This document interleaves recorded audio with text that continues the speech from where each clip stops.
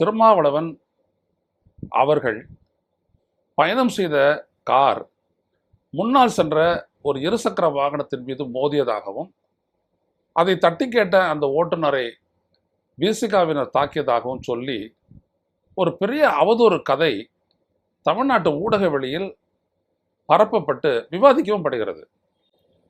கடந்த அக்டோபர் 10 நடந்த இந்த நிகழ்வு பற்றி அன்றே திருமாவளவன் அவர்கள் என்ன நடந்தது என்பதை பற்றி தெளிவாக விளக்கினார்.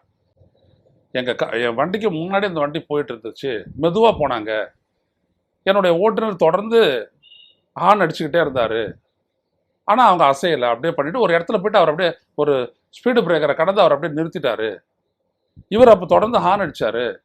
ஹார்ன் அடித்த போது ஏன் நிறுத்துறாரு, இந்த மாதிரி நடுரோட்டை நிறுத்தி வச்சிருக்கிறாருன்ன போது அவருக்கும் இவங்களுக்கு வாய் தகராறு ஏற்பட்டிருக்கு. அப்போ இவர் வந்து நேராக திருமாவளவனை நோக்கி வந்திருக்கிறாரு.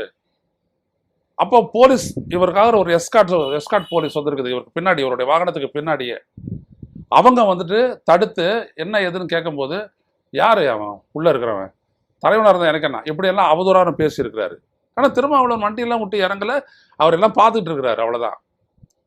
அவர் அந்த இறங்கின அந்த நபர் வந்துட்டு அவர் ஒரு வழக்கறிஞர், பேர் ராஜீவ் காந்தின்னு பேர்.